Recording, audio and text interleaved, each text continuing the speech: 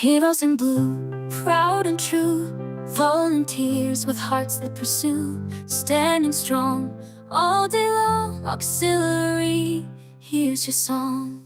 In Toronto streets they walk the beat, in uniforms neat and discreet. From parades to the community's aid, their cafe to their face. Heroes in blue, proud and true, volunteers with hearts that pursue, standing strong all day long. Auxiliary, here's your song.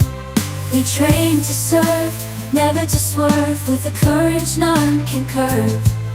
Crime prevention, their intention, in every event they draw attention. So we're talking about auxiliary today. We're talking about a lot of things, but we're talking about auxiliary today. I meant to leave you with music in the background with that screen up, and then I didn't flip the switch. And I was like, I'm going to have the switch flipped. It's going to work.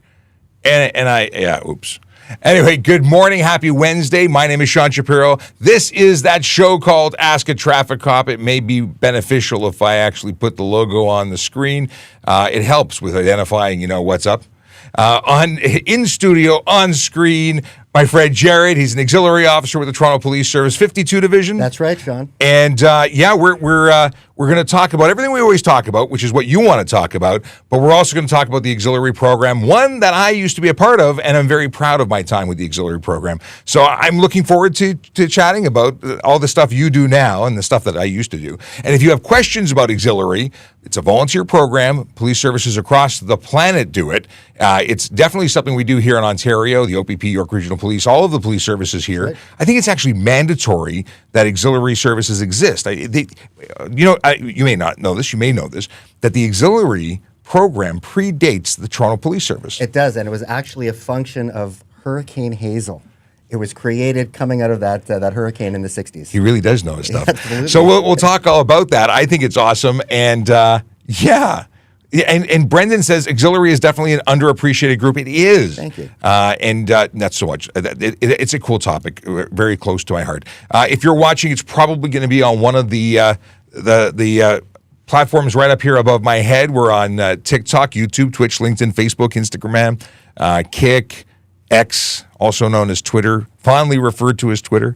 One of the things that I got a message because I put up a screen but didn't put audio is we're going to be limited for 10 minutes on TikTok. But get your comments in when you are watching, and we'll get to your questions in just a second.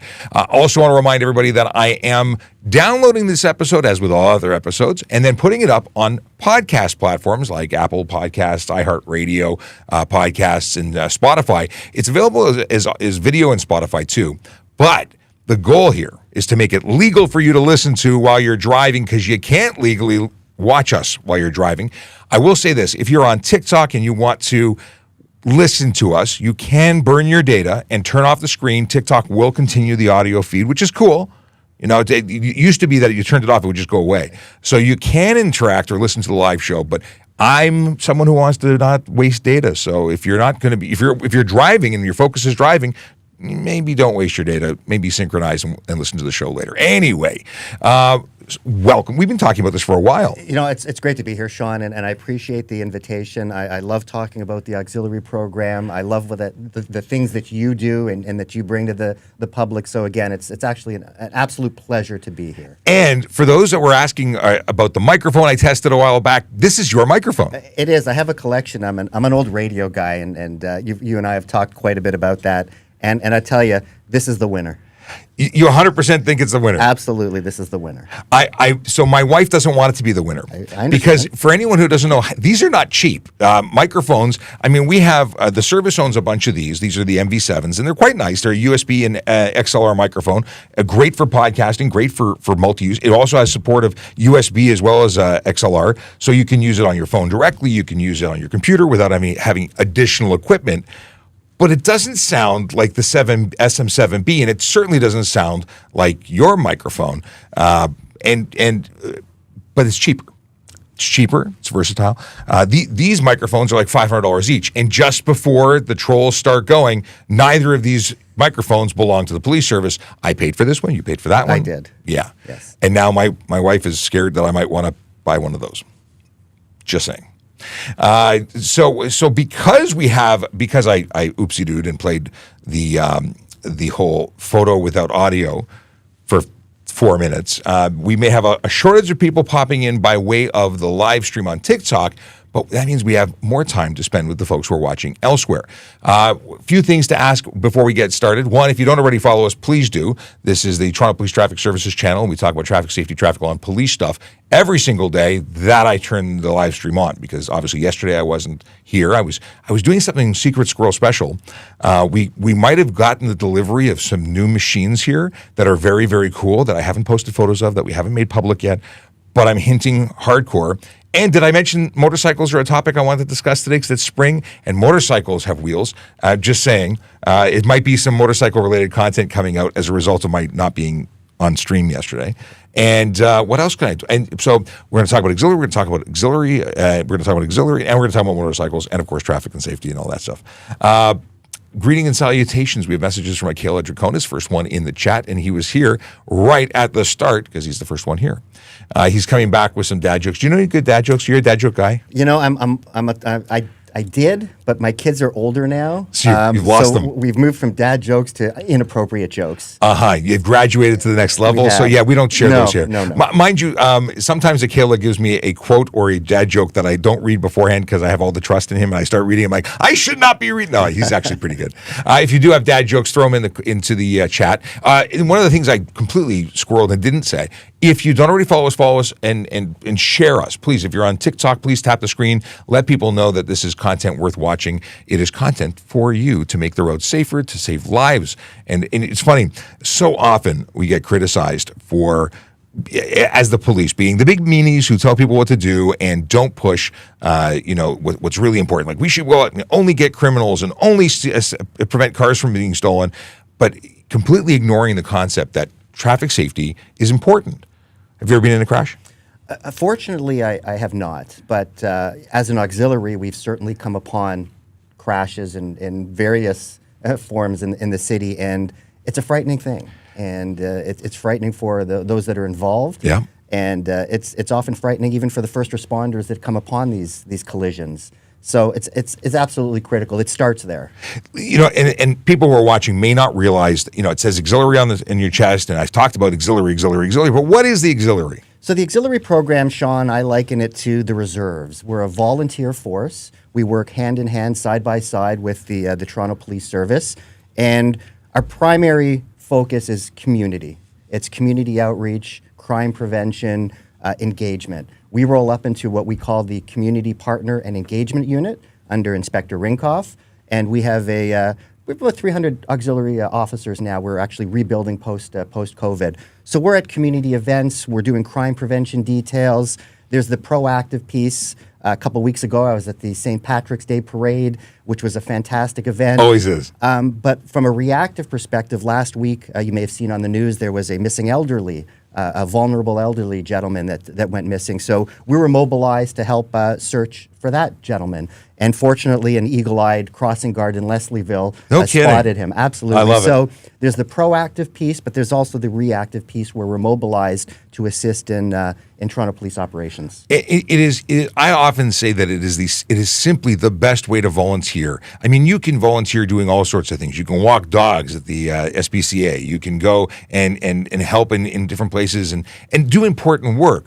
But none have the flexibility and unique perspective offered by being an auxiliary, where you're put in a uniform, you get some training, you're out and about, you're interacting with people. It's similar to what I like about policing in that every day is different. You're not doing, like, I volunteered at a suicide hotline, and I was there to help people, and I did the overnight shift, and the phone would ring, but yes, it was important, yes, but it was in a little room.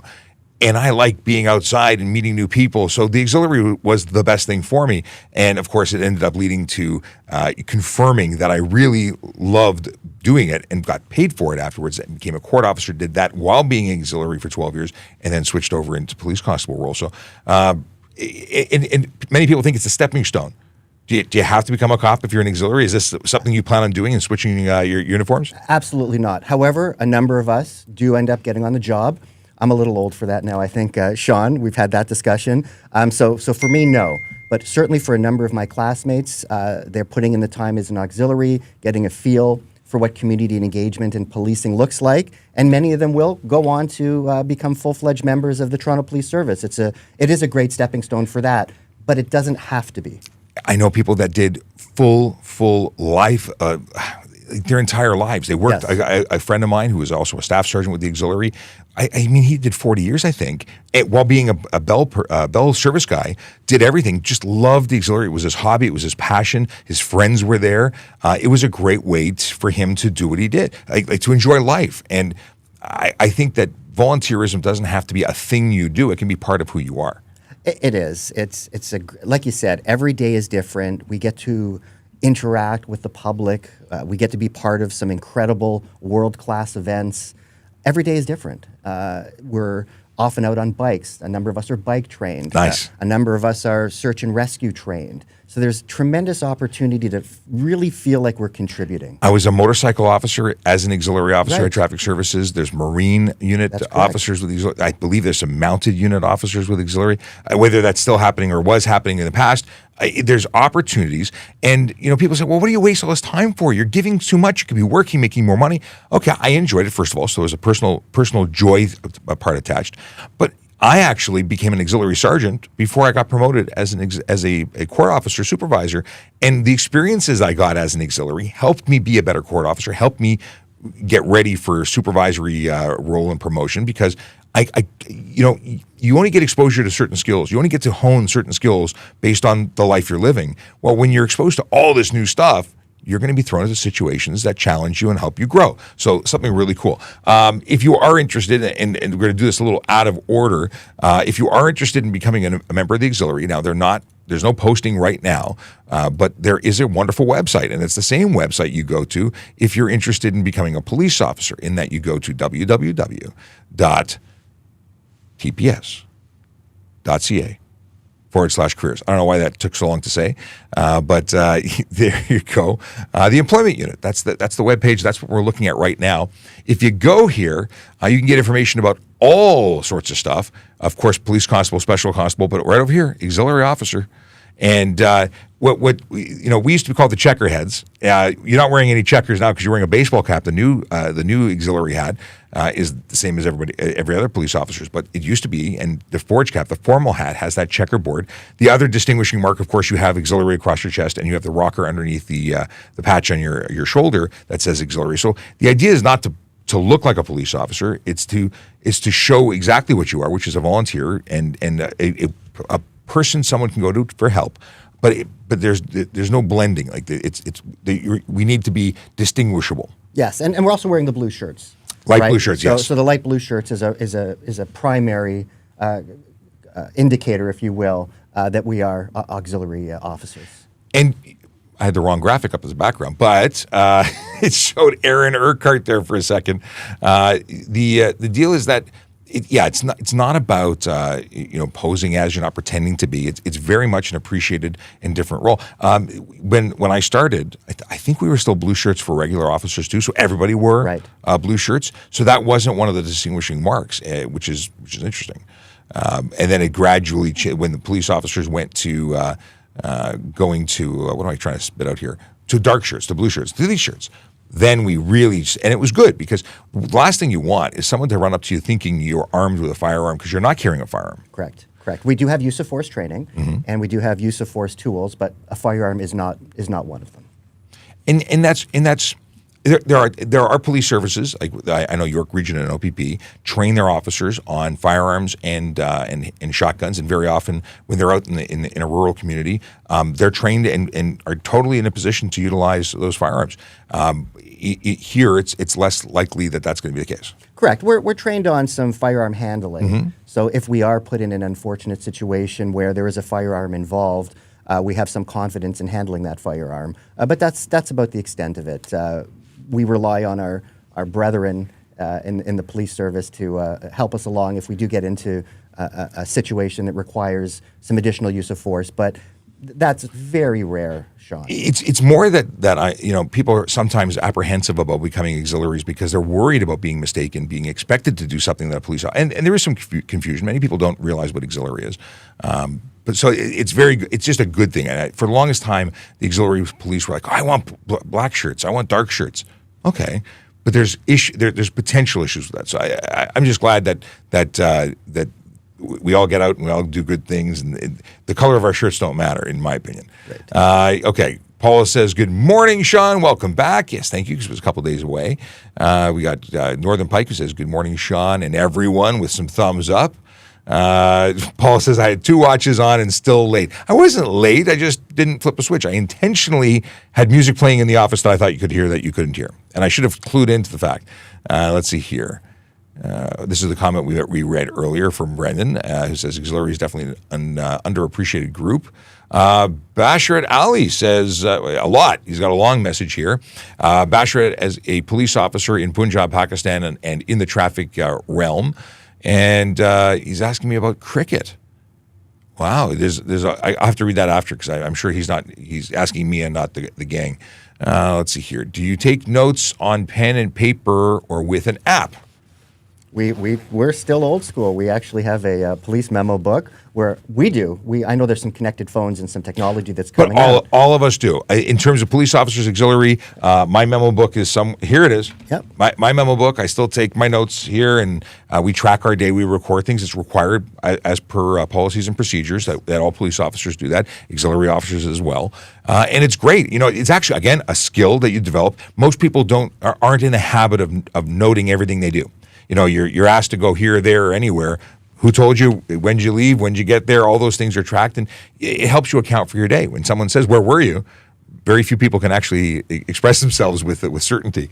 So it's a skill. It really is, and memorializing the details is absolutely critical, because you do need to account for that time, and having a good disciplined memo book approach is always going to serve you well. 100%. Something I didn't mention or didn't talk about at the beginning, but need to talk about. It's the only advertising I do on this show. And it is, actually, that's not true. I technically, I talk about a whole bunch of things that could be construed as advertising, but this is the real one. Vision Zero Enforcement Team. Have you heard of them? Absolutely. I see every morning on X, I get my Vision Zero update. Yes, absolutely. There you go. So what they are is a group of officers who are assigned to solely involve themselves in the enforcement activities of the city. All they do is change driver behavior one ticket at a time. They're focused on the big 4. Those are those serious injury and life-threatening caused. That's not worded right. They are the behaviors that lead to serious injury and death most often on our roads: speeding, aggressive driving, distracted driving, impaired driving. And every day that they're out there, they focus on a different area. That is not to say that they only spend time in those areas. Obviously, they're driving to and from those areas. And any officer in the police service, any officer anywhere in Ontario can issue you a ticket. But these officers are focusing on changing driver behavior. So where are they today? They are spending time in 14 Division and 55 Division. Those are the neighborhoods of Christie, Ossington, Annex, Little Italy, the beaches, Riverdale, Danforth, East York, places where real people live, work, and play. And we announce every day where they are, because we want the communities that they're spending time in to know that we're out there and we care. And it's important to share that information. A lot of people are like, why would you tell the people where you are? They're just going to slow down. Like, let them slow down. That's good. I live at Christie, Sean, and I can attest to the fact that they're out doing their thing. That's awesome. Yes. Alex would like to know if a police scanner is allowed. And the answer is that you can't get one for Toronto, because they are actually encrypted channels, but there's nothing wrong with listening. You can't transmit on a police band. OPP and some rural police services do have scanners or do broadcast on open channels, so you could listen. And fire and ambulance are open. Interesting. I used to have a scanner, and I used to listen to it to and from work. And do you have the app? No, I don't, but I do recall the Radio Shack days. You'd go in and get a realistic scanner and Yes. figure out which frequencies Toronto Police or York Region Police were on, and you could certainly listen that way. But yes, the technology and the encryption has made that rather impossible. So I've been going through my dad's garage, and in doing so, I have found a treasure trove of realistic crap. Right. And I say realistic, it's a brand name. It was the stuff from Radio Shack. And I mean, it's such a flashback. I mean, the big antenna that I extended, and, you know, there's 5 feet of CB, but I kept it. It's now sitting in my little home podcasting studio on the shelf. And I mean, those are crystals. Like, we're not talking about digital dial. You had to buy a crystal for the channel you wanted to transmit on. Yes. It was pretty fascinating. Things have come a long, long way. And I'm glad for it, but I'm also nostalgic and like the old garbage. I have my Apple IIe sitting on a desk behind me. I have a Color Mac Plus.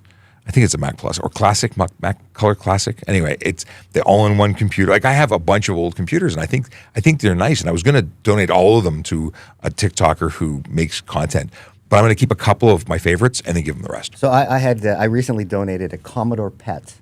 Did you really? Absolutely. To the high school that I grew up in through in Vaughan. And our old friend, of course, Chris Andrews, ran the radio station there. Yeah. Rest in peace, a good guy. So I actually donated my Commodore PET to that computer department. I've got recently. a VIC-20. That's the closest thing. Cool too. I bought it for $2 at a garage sale like 10 or 15 years ago. That's pretty cool. I don't think I've ever turned it on, but I've got all the accessories. You know what? Old technology does one thing very, very well, is it makes you appreciate new technology. Absolutely. You know, when I had my I think my Apple IIe runs at about 6.5 megahertz. And people are like, huh? Like, my mouse has a faster processor than that. When you got into a machine that was like 7 megahertz, you started to go, I can't go back to the 6 megahertz. And now I don't even know how fast things are. They're just lightning. You can't keep up with them. I mean, just the power in this thing compared to those days. It's more than a supercomputer of the day. Yeah. All right. Let's see what's going on. Dan says, I work for a company that makes an app for police to take notes, write tickets, and main client is York Regional Police. Very cool. I'd like to know more about that. In fact, we may have already spoken about that, because I was at an event and someone was talking about that. I was at a drug recognition expert event last year, and were we talking? Was it you? Let's see here. We've got Blake McQuinn. McQuinn, did I say that right? Is a motorcycle tail tidy legal if it maintains signal lights and you keep your plate visible? Have you ever heard of a tail tidy? No, I'm not sure what that is. I'm gonna speculate that is something that allows you to take your signals and combine them into a single light, and then that you then possibly tuck or get rid of the fender, and everything sort of gets smaller and tidier, I'm going to guess. There are some issues when you take your signals that are clear and discernible and then make them all as one, that at a distance you can't tell whether or not it's a signal or not. It could become a safety issue. I would say that it is a safety issue. You're already, like, headlights of motorcycles are already confused as cars off in the distance. A lot of collisions, we find that when vehicles are moving quickly and it's a single headlight, it's assumed by the driver that it is 2 headlights at a distance, thus a single light source, and they ignore it because they think it's far away. So one of the topics of today is really to talk about motorcycling, and they're back on the road. They've been on the road. Some of them never left. There are people who have ridden nearly all year, and we've had a pretty light winter. So if you're out there and about and you're driving, walking, running, expect to see more motorcycles and keep an eye out for them. You know, they're just not. People don't, and especially because our cycle of weather, we don't see them all year round as often, and we forget they exist.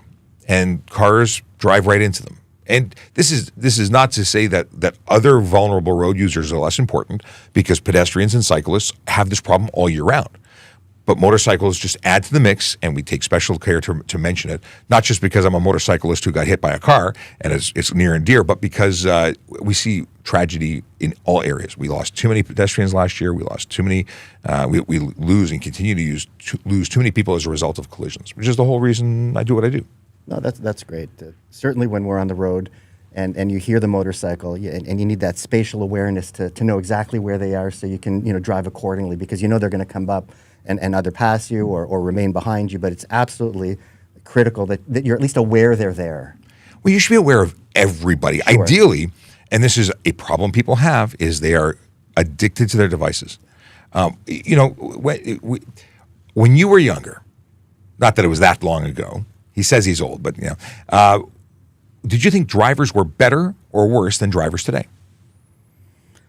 That's a loaded question. I think that back then we were more aware. I still look over my shoulder when I'm backing up, although I still have a camera. Yeah. I'm using the camera because it actually provides some incredible insight in sure. terms of what's behind you.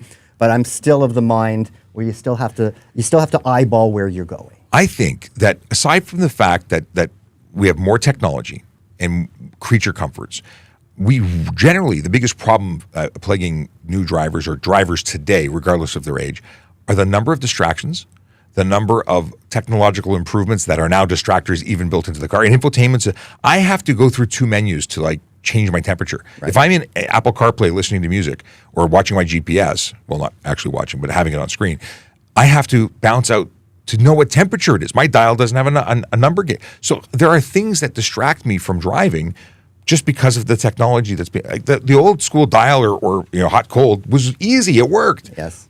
Not to mention the fact that our lifestyles are simply busier, a quieter time. We weren't worried about social media. We weren't worried about gonzo meetings all over the time. It's like, it was just a simpler life. And maybe I'm oversimplifying, but that's where I feel it.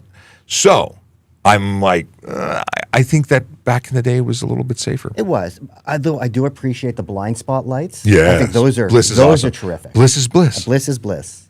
We got Aiden who says, good morning, everyone. We're definitely taking a slower cruise through today's show, just because.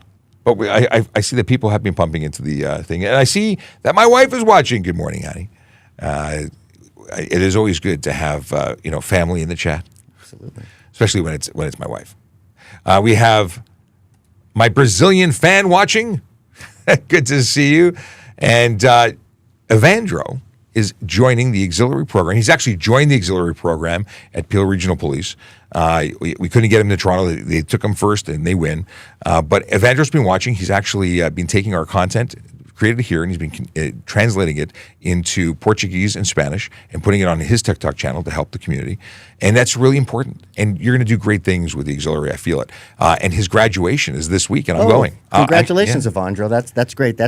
Take that moment. It's an amazing feeling when you walk into that gymnasium in your ones and your dress uniform and you're handed the diploma and the paperwork. Just it truly is a life-changing event. Just take it all in and record it and love it. Yeah, I had friends that came by. Like the auxiliary was the first introduction to truly getting to my dream. Since I was 10 years old or 8 years old, wanting to be a cop, that was the peak where I don't think I could have smiled bigger or it hurt, but it was an amazing start to what's been a 24-year career now with the police service, and 100% best thing in the world. Evandro, I'm excited to be there as he gets his badge, presentation and gets his big march past, I'm assuming, at Peel Regional Police headquarters. I think it's at the headquarters.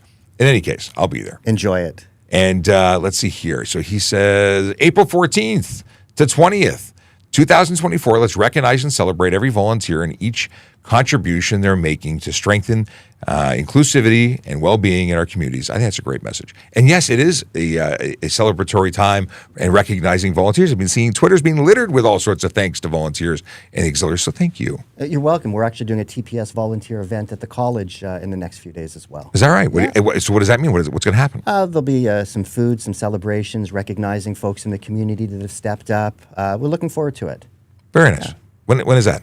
I'll have to check my calendar. Okay, let me know. Is it like an open thing? Is it invite only? Or what is it? We know some people. We know some get people? You on the list. Okay. I got a joke from Northern Pike. Okay, we got Boy Mom who says, good morning. I saw earlier Zombie said good morning. I put you on screen and kept moving. Just trying to make sure we click on things. We've got a hello. More, it's a hello. It was an exclamation mark. I'm not using the right... let's see here. We've got Northern Pike who says, it's Northern. I assumed it was Northern Pike. It's a different Northern. It's Northern Bear 67. Thank you for everything you do in this amazing program, educating us on the laws. My absolute pleasure. And I'm so glad I get to do it. It's one of those things that, I would have never anticipated this would be my life. And I'm really thankful that I get to do this and share with everybody. So, and of course I meant to click the next question or statement in line. We got Tim Shallow says, good morning. A question about police and using video. So, have you seen the video of the cop distracted driving, not necessary for his work, looking at Insta? I don't know about Insta. I don't think that's what they were doing. I can't tell from the video. I had a quick look at it. Here's the deal. Police are legally permitted to use their telephones, their radios, their computers. They're allowed to. They're actually permitted under law. Now, if they were doing something on duty for a lawful purpose, it's lawful. If they're ordering pizza, it's a problem. But they're responsible for everything they do. So whether this was right or wrong in the eyes of the person seeing it, because very often, I get it, we can do things that public can't do. And it bothers people because how come that guy's doing it? Isn't it dangerous? Well, what if it was really important information? You know, what if, and even if it was Instagram, and I'm not saying it was or wasn't, I'm saying, what if it was? Okay, maybe they're on their way to a situation involving something that was posted online and that is relevant to the investigation that they're going to. I don't know. I'm not that person. I can't articulate, nor do I have to. Last week when we were involved with the missing person, we had our information on our phone, the description, last known sighting. So from time to time, we needed to reference that, and that just happens to appear on our phone. So there's absolutely And when you're legitimate operating a reasons. police vehicle, you're exempt too. Correct. And that's the thing. So it may upset people. It may not have the optics that it's good. And unfortunately, or fortunately, it is what it is. It is something that is part of this job. It's required for public safety, officer safety, and integral parts of investigations. Like, it's not like we get to sit down, read the synopsis of what's about to happen. We're going to what's happening because it's happening, and we're responsible to respond to it. It's more complicated than that, but and maybe it's not. Maybe that's just what it is. It is something that is necessary, and again, we're responsible for whatever we do. So if that turned into a collision, they'd be responsible for it. All right. Somebody doesn't like our government. That's unfortunate. Evan says, money well spent. Well, I'm glad that you say that because very often people come on and say, my tax dollars working for this, putting you online and why? Anyway, I don't know why that accent came in. But the deal is that very often people get grumpy about the fact that a police officer is online talking about stuff and things. And you know what? I get it. You're entitled to feel how you feel. But I'm glad that you feel positively. And then we've got this person who says, Toronto police really don't have much work to do. This is work. Now, my friend Jared here is a volunteer, so thank you for your service and volunteering today. And I am a media relations officer who talks about education and stuff and things. And today we're talking about not only traffic safety, traffic law, and police stuff, it's auxiliary stuff and motorcycles. So if you got questions, we generally have answers. And it's been a really different pace for the show today because I have a guest and we're chatting. But we're still here to do what we do. And we'll be here again on Friday. Now, tomorrow we won't be here because I have another thing that's come up. No more wheels. It's a totally different thing. But nevertheless, I do have other police work to do and other things that have to happen. So unfortunately, no show tomorrow, but we'll be back on Friday. Let's see here. Dad joke flagged by a dad joke from a Kayla, and we'll come back to that. Catherine, is it Cathrilla says, good morning. Somebody who, again, doesn't like our government. It's the same person, but if you keep spamming, I will unfortunately have to mute you, and I don't want to do that. So if you don't have anything to say that's relevant to the conversation, please don't spam the chat. We do have a can of spam if you'd like to see it, but don't spam the chat. Okay, what do we got here? Boom, boom, boom. How long can someone have an expired license, especially if they have their G already?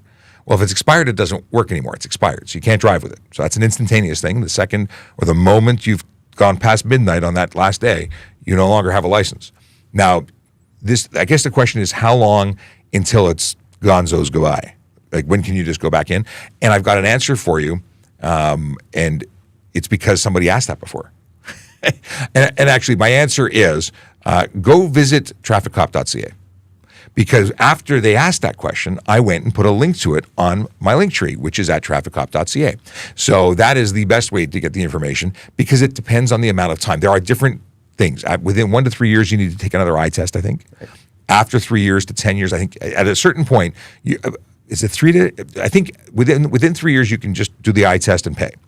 I think, and that's why I'm saying go to TrafficCop.ca, I think between 3 years and 10 years, you can get an accelerated G1, G2, and G test, but you still have to test again.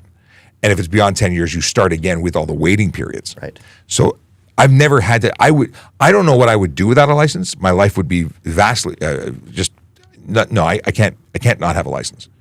I need the license.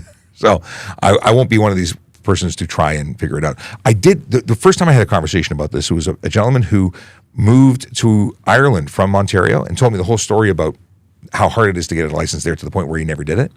And now he's coming back to Ontario and he's like, I got to do all this stuff again. It sucks. Yeah, starting over, I've gone through this process with my kids, and it's very different, Sean, than when we were going through the license. You did your test, you got your license. 365, and That's 30 days it, later, you're I was a done. G-class license Absolutely. driver. So it's not a process that you want to put yourself through if you don't have to. For sure. So this is one of those things that, and another thing you can do by going to TrafficCop.ca is take the link to the Ontario website that allows you to sign up for reminders. Have you done this? No, that's you a can great sign point. up for reminders for your health card, for your driver's license, and for your plate renewals, which may not be a thing anymore. But it's free. They'll text you. They'll SMS. They'll text you. They'll call you with voicemail, and they'll send you emails. But they don't send you anything in the mail anymore. So you actually have without doing this, you actually run the risk of expiring. That's a great tip. I like that tip. It's a good tip. Let's see here. I love it when I say something and then I find someone who typed what I said. Tax dollars being spent on TikTok show. Mind you, these officers are on the clock. Right. Well, I got to say that in response to that, this is the most cost-effective way to get information out. Very often, and we still do these, where we go to barbecues and we have a dozen officers there and we're flipping burgers and it's great and people don't mind because they're eating. But that costs money. All these things cost money. Very often it's publicly funded. It's funded by community events and things like that. But it's still a larger investment than one officer, and in this case, also an auxiliary officer, spending time giving to the community, and it's really not costing very much of anything. Okay. How long does a police record check take now? Like for me to check you or for you to get a proper request? Have you ever done it? Did you? I have with my son who required one for employment at a community center. It's actually a very simple process. Now you can do it online within a week. Really? Yeah, it's very quick. There's an opportunity. You can also do a hard copy and drop it off at police headquarters on College, or you can do it online. But if you give yourself a few days, it's not that complicated and not that time consuming. And you can get that information at tps.ca. Correct. Another person, he says, crazy how we went from 365 to getting licenses for free in cereal boxes. Oh, that's too funny. You know what? I had my M-Class license very shortly after becoming a licensed driver as well. That's not what I clicked on Zombie's message, but that's not actually what I was going to click on. I was looking for someone who was upset that we had only like a certain number of people watching live at the time. Here it is. I actually like negative comments. To me, trolls and negs are really what make interesting conversation. So Evan says, 50 viewers, by the way. Does it really justify having this? You're here, and you're talking specifically about TikTok, which I messed up because I put a fixed image up, and they have automatic censors for that, and the music didn't play. So I oopsie-dooed, which is why we've had 40,000 people. 40,000 people is the highest number we've had in a live stream. We used to average 16,000. Now we average about 5,000 or 6,000 based on the algorithms change over the last couple of years. But we also have 82 people watching live on Twitter, and actually we can look at where the breakdown is. 50 people on X on Traffic Services, 20 people watching on VoiceOver Cop on X, 3 people together on Twitch, 8 people on YouTube, 1 person on Facebook. We're everywhere. So while Evan's whining about 50 people on TikTok, there's a whole lot more. And it's the replays. It's the replays. Absolutely. So we have an entire library. Every live stream we do is archived forever and ever and ever on YouTube. And it's also available as a podcast because we download this and then re-upload it to the Spotify. So it goes everywhere. So Evan, I totally appreciate, if 50 people were the only people getting the benefit of an hour of my time, that's still actually really good. It really is. Yeah. Because I could, if I sat and talked to one person for an hour and then spoke to another person for an hour, and I did that 50 times, it's 50 hours of value. So, for 1 hour. No better way to scale the message. Yeah, and this is, again, different format today than normal, but Usually we're bang, bang, bang, just going through all of the discussion. We're still doing. We're just doing it a little bit slower. Okay. Let's see here. If you go to, and my wife is giving you advice about the background check because she used to work in that department. If you go to the records page, they let you know they're processing March 24th submissions now. So that's behind a little bit, but not that far behind. All right. What is this? All my traffic issues have been solved with a 4-way camera. The camera never lies. Is this what's in your car? Is that what I don't know the context of your statement. Alanda's Kitchen says, it's Alanda's Kitchen? Alanda's Kitchen. Walking to school every morning is so dangerous, even in the quiet residential area. Anytime that you are being put in a position to be exposed to drivers who might have their face buried in a telephone. I mean, and I keep...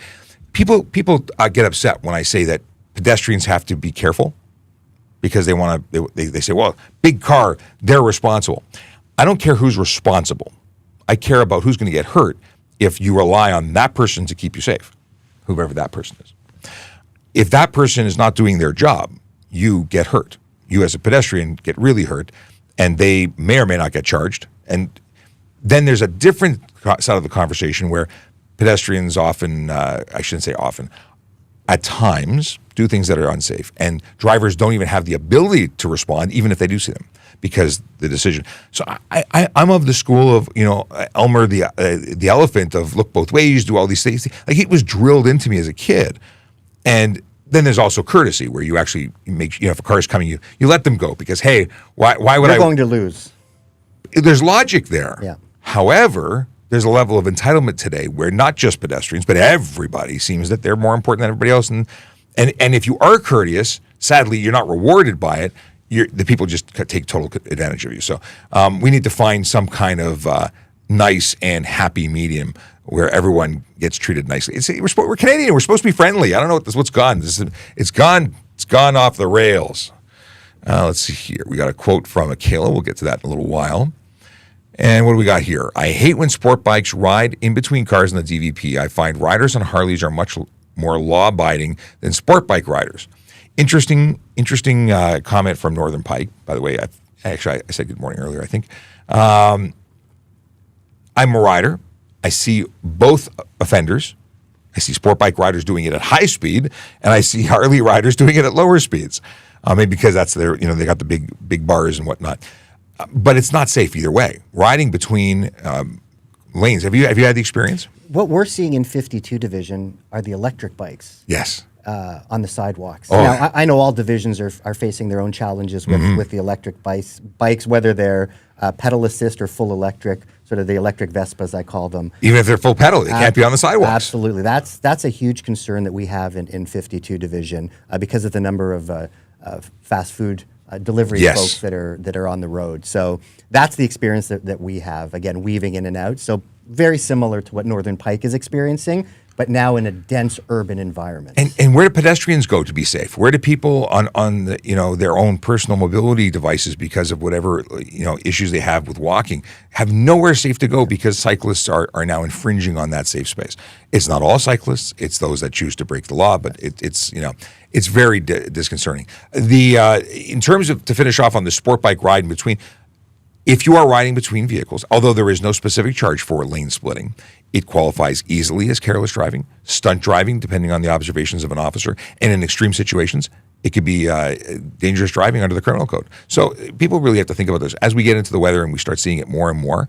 And then we've got these jokers on sport bikes who hide their plates. They tuck them out or they don't even run with plates. They're uninsured vehicles driven by unlicensed drivers very often. They're menaces, and I look forward to seeing all of them charged and prosecuted. But anyway, that's just me and my dreams. I've already said good morning to my wife, but that's my wife. And apparently Kayla's wife and son are in the chat too. Welcome, welcome. All right. People are stealing cars at an alarming rate. Have you heard a lot in 52 Division in particular? Not so much in 52, but I'm doing a lot of work in 53. My partner, PC Herzberg, and I are actually going out on an auto theft detail quite often during the week. And what we'll do is we'll visit homes in 53 Division that have high target vehicles. And we'll knock on the door and encourage the owner of those vehicles to take certain steps to at least make the car theft less likely. So what kind of things do you generally suggest? First of all, if you have a garage, use it. I mean, that's the first and best thing that you can do. And I understand in the city, a lot of houses don't have garages, or they're filled with other things. That's my storage room. But if you do have one, use it. Mm-hmm. Number two, we're seeing a lot of the old school locking techniques come back into fashion. Steering wheel locks is a big one. Of course, the club comes to mind. Yeah. That will slow a theft down or prevent it altogether. We're seeing pedal locks, a lock on the pedal. Some folks are putting the old boots on the tires. I've seen that quite a bit. Again, these are pain in the neck things sometimes. 10 minutes to put on means 10 minutes to take off. Sure, but a steering wheel lock is 30 seconds. Yes. Right? So there are preventative things like that are fairly simple and cost effective. On the extreme side of things, we're seeing a lot more of those bollards. Yes, in certain communities where you're actually either manually locking down a post at the end of your driveway, or some of them pneumatic coming out of the ground, some very expensive options. But they're options, and based on what your abilities are to pay for such things, those could work for you. And lighting. Lighting. We're visiting a lot of houses, and it's into the evening, and there's no light. A big reactive motion sensor light shining on that car will have those perps thinking, maybe this isn't the place I want to be. Possibly. And here's the big thing about theft prevention, and it's a deterrent. Yes. Often we say that locks keep honest people out because criminals don't care about locks. They have other ways of dealing with it. These things could make your vehicle less attractive than your neighbor's vehicle. And sad to say that your neighbors are responsible for their stuff, you're responsible for your stuff. So better somebody else's than yours is usually the way to go. So do things to protect your stuff. And that means you do whatever you can. And that also means you still do the Faraday pouch or bag or box inside your home, so they can't use relay theft, because that's an easy way to get and go quickly. We're seeing that all over the place. And those Faraday boxes should be in the kitchen. Don't keep them at the front door, perhaps. Well, there's mixed. It depends. There's a lot of mixed. And it's certainly, once upon a time we said hide the keys. Correct. And now, because my buddy Marco, who gave very good advice at a meeting, was taken out of context, in that there has been an increase of people who are willing to kick down your door armed with firearms and take the keys.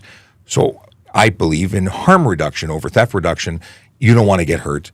Better to have your keys taken, your car stolen, but still do all the other stuff. Right. And he wasn't saying not to do the other stuff too. So still do all of those things.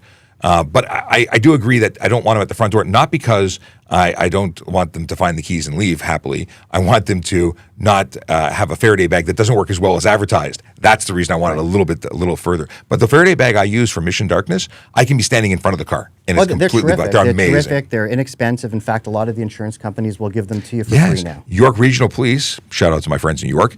If you live in York Region, go to a York Regional Police detachment or division. What's it called? It's called a district. District. They give them away at the police station. Yeah. They give them away at the police station. So props to York. They have more money than us. Good stuff. And then to finish off, immobilizers. Have you had a lot of people with immobilizers? So the factory installed mobilizers are terrific. You've got to be careful. Mobilizers are a great idea, but consider once you start mucking around with the electronics and the electrical harness in the vehicle, it may actually void your warranty. I've heard that. Right? So if you're going to put one of those disabilizers in, immobilizers, make sure you do the homework so it does not void your warranty. Yes, professionally installed, but there's some really good options that are apparently, from the people I've spoken to, good. And some people are doing simple things like taking the fuel pump relay out. Right. Pop the hood, pull it out. It's a pain in the butt, but it's far less work than other things. And the truth is, if they really want it, they'll tow it. Like, they'll do whatever it takes to get it. But you want to make it harder. Yes. Question for you, sir. Is 20 too young to be accepted to the auxiliary? Absolutely not. We have a number of folks that are in their low to mid 20s. It's I'm fortunate enough to actually do some of the interviews for the auxiliary program, and we've seen very mature 22-year-olds with extensive experience that would be a great asset to the force. Now, experience comes with age, and as you get older, you experience more things, and those experiences absolutely help. But my advice is, don't be shy.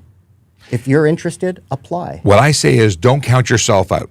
Don't take Exactly. yourself out. Let somebody tell you you're not ready, but don't assume you're not ready, because you could be turning down an opportunity of a lifetime. And then what happens is you were really eager today. You could have taken advantage. You might have been hired, but you get down and then you get negative and then you don't come back. You don't try and you give up. And that's the end. And what we've seen as well is folks that have applied and not necessarily gotten in the first time, but they learned so much from that initial process that when they come back the second or third time, they're golden. I applied to the auxiliary. I got in. I applied to courts. I got in. I had 2 now behavioral events interviews under my belt, which I then used in the behavioral events for promotion. And I had that experience and comfort in an interview environment where I then got promoted to auxiliary sergeant. I then had 3 things. I got promoted to be a supervisor in courts. 4 interviews under my belt. I became a police officer. Yes, I was successful in all of those, but each one built on top of the previous to make me a better candidate and speak more freely and more comfortably. So don't count yourself out. That is a big thing. Are car meets illegal in Toronto? This is something that is being a discussion in a huge way when it comes to York Regional Police, because they've advertised that they are going to charge people, and it's huge tickets. But is it illegal here? So they have bylaws that give them additional abilities to respond to these meets. But in Toronto, if you're not breaking any laws, simply getting together in a parking lot to have coffee with your friends is not illegal. You're all patrons of the Timmies, you can be in the Timmies. Trespassing can become an issue if you're somewhere you're not supposed to be, and certainly stunt driving and stupidity. There is no specific charge for stupidity. I wish there was, but acting in such a way that you are putting lives at risk, damaging property, and stunt driving and burnouts, it's damaging property. What about the noise components? So noise components on the highway. Okay. Is actually an offense of unnecessary noise. The noise charge on private property becomes a different charge than the Highway Traffic Act. Still an issue, but I would probably be going by way of criminal dangerous driving, stunt driving, and not the unnecessary noise. I'd be putting other charges which are much more serious at play. Not to mention the fact that if your vehicle is unsafe, it had to get somewhere. It had to get to where it was going. So if we got you on the road breaking any laws, I expect that you've drawn a lot of attention to yourself and to be charged. I remember, do you ever heard of something called Dark Nights? Sure. So Dark Nights back in the day was a car meet. I don't know if they still have such a thing, but I remember York Regional Police setting up outside with their race program and just hammering every car that came out. They were all illegal. Everyone got tickets to the point where they stopped leaving and called tow trucks. And they all came in and flatbedded their cars out to avoid having to pay for that. Well, it was cheaper to tow, I guess. What do we got here? Oh, a question from Josh Page. Is it okay to have my 9-year-old daughter sit in the front seat of a van that has only 2 seats? Have you ever discussed this stuff before?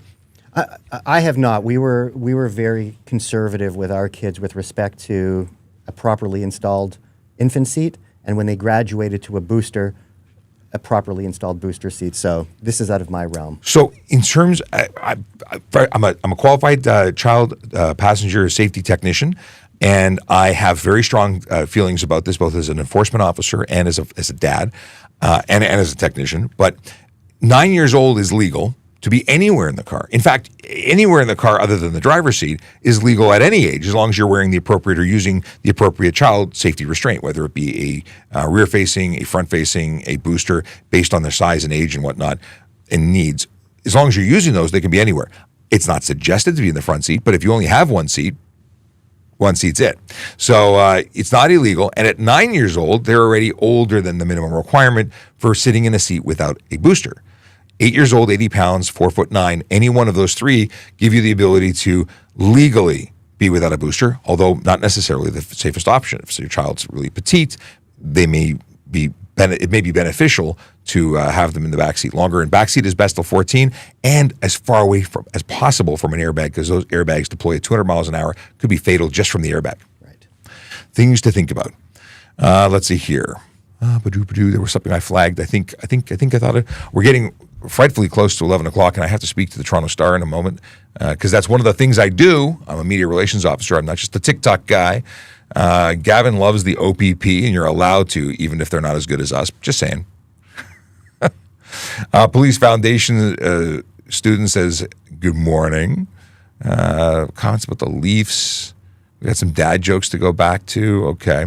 Scrolling quickly to see what I've missed. We talked about that. I'm trying to wrap it up. PK says, hi, officer. Hi, back. Drinking coffee while driving? ? Depends on the province. Did you know that it's Alberta, British Columbia? One of them, it's illegal to drink anything. Like you can't drink and drive alcohol, obviously, but you can't drink. You can't be distracted. They consider it distracted driving. Different here. Let's see here. Amanda got their M2 first and started driving a car. How do I renew an expired plate? The Ontario website has not been working for some time now.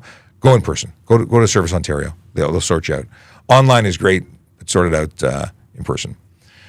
Mrs. Pep says, love listening to this. Wish it was all day. I've gone what felt like all day. I had like a 2.5 hour live stream last week. It was that's the longest I've ever gone. Replay of that incredibly long episode. You can replay this. You can replay. We've done, this is like episode 46 already. That's 46 hours of play. It's amazing. That's this year. There's hundreds of episodes in the archive. Go to YouTube. You could watch this all day long. You can set up a playlist. You could, if you're really like down for it, try and figure out what the most popular questions are. I would love for someone, I got to get AI to do this, but I'd love to know what the top 10 questions like of the last 2 years or 3 years. Can you believe it's been a couple years I'm doing this? Terrific. It's shocking. And being here in the studio, Sean, it just brings a level of appreciation to the complexity to bring this to the audience. So, well, you've worked in radio. Yeah. How is this compared to a radio gig? This is extremely professional, extremely well done. It's a top notch. It's certainly a top notch operation. I appreciate that. But you deserve that. You're a top notch facilitator. Thank you very much.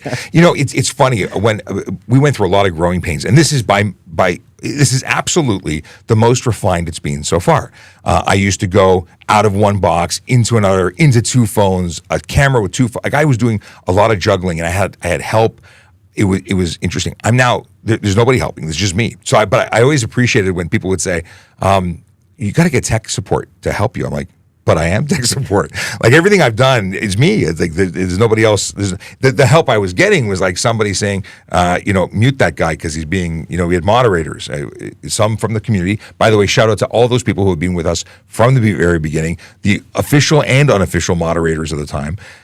It's been pretty amazing. And auxiliary officers. We had an auxiliary officer and a parking officer that were helping out. Now it's really just me, but maybe there's an opening. Maybe this could be get you volunteering with the program here on a regular. Happy to help. Let's see here. We got Zombie who says, I teach kids all the time. I teach my kids all the time. Reading is a problem sometimes. That you have to pay attention because not everyone else is. And I think that's a fabulous lesson. Really, really do. Let's see here. Crossing the street, facing. Oh, okay. Absolutely fantastic point from Amanda. Yeah, distracted walking is a thing. It's if you're not paying attention to whatever you're doing. I mean, could you imagine if you were, I'm thinking about like cutting food. If you do that without paying attention, you lose a finger. It's very, very instant response to your oopsie-doo. Crossing the street could have really, really, really negative effects. It's almost become the norm rather than the exception. Yes. In fact, I've wanted to stop people to congratulate them for actually stopping. Right. Like whether they're walking, riding, driving. I'm so shocked. And they do this in the States. Positive ticketing. Pulling people over. Here's an ice cream sandwich. Thanks so much for being awesome. You actually followed the rule. And I'll tell a quick story, but I want to acknowledge Linda, who says, "Good morning, heroes. We love you all." Linda, big supporter of law enforcement and first responders. So thank you, Linda. Always appreciate the appreciation. It's not required, but it does feel nice. Let's see here. What I was going to say is, I remember supervising someone once upon a time, and they did something right, and I wanted to give them an awards recommendation for doing it right. And the comment from one of the supervisors that I report to us, but they're just doing their job. I'm like, but nobody else is. Right. So it's bad when the average is underwhelming, and the minimum of doing your job is now extraordinary. That's a perspective shift that I think really says a lot about where we're at in society. But that's just an aside. Did I lose my book place where I wanted to put a comment up on screen? Aha. I don't know what People You See in Hell is talking about. Something about dreams. Let's see here. Shouldn't you two be at work? Oh, no, they're joking. That's funny. Are catback exhausts are illegal? How illegal are catback exhausts? Had to read that twice or 3 times. They're not illegal if they're not illegal. They are illegal if they are illegal. And I hate to give an answer like that, but there are catback exhausts that meet the requirements of the Highway Traffic Act. There are others that don't. Depends. Find out what you're buying before you buy in and waste your money. As well as yellow daytime running lights. So you're legally permitted to project yellow light forward. Yellow or white, those are the 2 colors. Yes. So I might be tall. I'm 6'5". So I am taller than the average person. I don't know if it makes buying cars difficult. I have to buy full size ones to fit into. Yeah, I'm a big guy. I keep warning everybody, and people are like, I meet people in person. I have a 10-minute conversation with them. They walk away. They come back. Wait, you're that guy. Like, I follow you. Like, I see you all the. That's great. But they don't realize because somehow I'm not that big on their screen. I'm not the right guy. It's funny. All right, I got to wrap this up. I got to wrap it up. Can a 50-plus-year-old change careers and become an officer, or is there an age cap? 65 was the age cap that was advertised when I got on. I had a 52-year-old in my class for police constable. What would you talk about? The last class that just graduated actually had a 51-year-old as well. As an auxiliary or PC? No, as a full-fledged PC. As a PC, absolutely. Right on. So if you make the commitment and you're physically fit and you can pass the tests, absolutely go for it. Age is just a number these days. Truly, you know, things are just different. There's no reason you can't start a career at 50. And if you've always wanted to, then why wouldn't you? Like being where you're not happy is not okay. And you don't need to. Connor says 6'5". and they feel so short. That's very funny. Guess how I feel. Yeah, it's different standing like this. I can't. My knees hurt. Let's see. I was gonna try and I hurt my leg. Do auxiliary staff wear body cameras? I'm so glad we're getting some auxiliary questions. We don't yet. You think it's going to come? I hope so. It's a great tool to protect both the officer as well as the public at large. I'm from the perspective of protecting the officer, I think is paramount. I mean, absolutely. You know, there's times when footage could help either side, but I'm most interested and stressed out about the allegations against police when they're unfounded and it ruins people's lives and causes stress. But having that camera means you have a witness, an impartial witness of what happened. I think it's brilliant, but there's a huge expense to it. So I hope that maybe there's an auxiliary fundraiser for cameras. Let's see. How long do I have to? What is this? How long do I have to use out-of-province plates? I'm visiting from BC for 3 months. Guess what? You're visiting, so it's different. But if you moved here and took up residency, you would have, I believe, 30 days. But you're visiting, truly visiting, not becoming a resident, then you don't have an obligation to switch them because you don't live here. You're just visiting. So part of it is language. You know, if you're pulled over after 30 days and they go, where do you live? And you say, I live here in Toronto, you're violating. If you say you're living back home and can prove it, you're not violating. It's all about telling the truth, really. Let's see here. And then, okay. Fly Guy Canada says, thanks, guys. I expect to see a message from you when you apply for the police service or the auxiliary. That's the chap who was saying he wants to know 50's too old. Let's see here. Are valved exhausts legal? No, they're not. You're bypassing the exhaust system, and even having that equipment installed makes them illegal. Okay. We've got a question of, sorry I joined late. What does auxiliary mean, or what's auxiliary mean? So we are members of the Toronto Police Service in a volunteer capacity. Like I said at the top of the hour, I liken it to the reserves. We're a volunteer force. We do a number of proactive things as well as reactive things. Proactively, we're involved in community events, crime prevention details. We talked a little bit about the Santa Claus parade and our involvement in those major events. But we also assist regular officers in some day-to-day duties. For example, I bring up the missing elderly from last week. We were mobilized to help search for a vulnerable missing elderly in the city. So there's opportunities to contribute to sort of regular policing as well. So it's a combination of a bunch of things, but at the end of the day, we're a volunteer service that's really here to serve the community. And it's a great way to play because I had fun. I had regular connections where I'd meet up, go patrol, have fun. You know, it's not being a cop, but it's getting to see a different side of the city, a different side of your community, and truly contribute. So a huge endorsement for me. I did it for 12 years. If you're looking for a unique way to volunteer, and volunteerism is important, makes you a better human. We've got a couple of jokes, and I got to have my finger on the response buttons because you never know how this is going to go. So Northern Pike says the Energizer Bunny was recently arrested. He was charged. I pressed the wrong button in order. He was charged with battery. See, I hit the button too fast. I ruined it. I like that one. I actually like that one. Okay. This is from Michaela Jaconis. If you ever get cold, just stand in a corner for a bit. It's usually about 90 degrees. It's actually good. Not bad. I don't mind that one. I like that. Now, he has a quote. I said dad jokes, but he says, this is an Akela quote, an enemy will almost never be anything except an enemy. All one can do with an enemy is defeat him. But an adversary can sometimes become an ally. That's from the Grand Admiral Mithra Narundo Thrawn. Oh, is this a movie quote? Thrawn? Is that a? I don't know, but I like it. I'm gonna watch this again and read it. Okay, we talked about car meets. This is not a joke. That's not a joke. A question before the last ad joke from Ryan Pinn. It's from Sebi. Wants to know what are brake light laws? Many missing lights.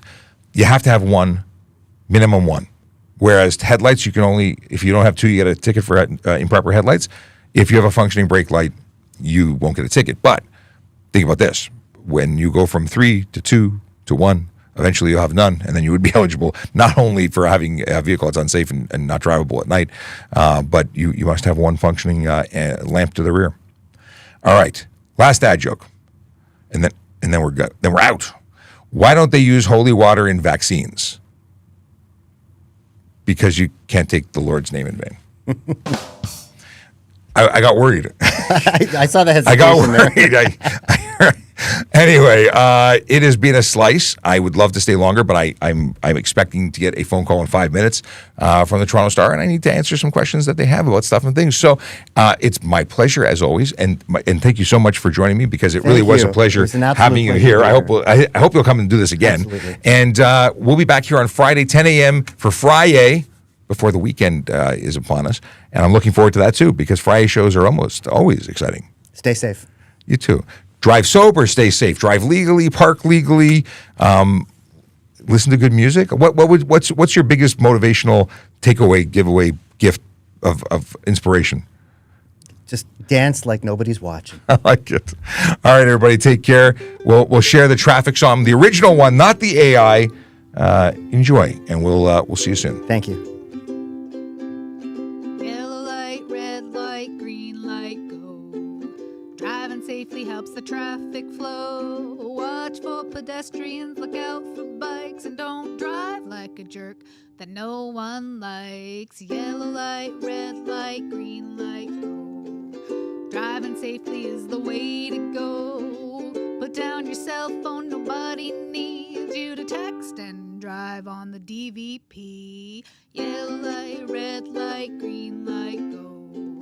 Stop at stop signs, look both ways, then go. Seatbelt, save your life indeed. And watch your driving, don't speed. Yellow light, red light, green light, go. Driving safely is the way to go. Don't drink and drive or smoke some weed because you might go to jail and not get freed. Yellow light, red light, green light, go. Driving safely helps the traffic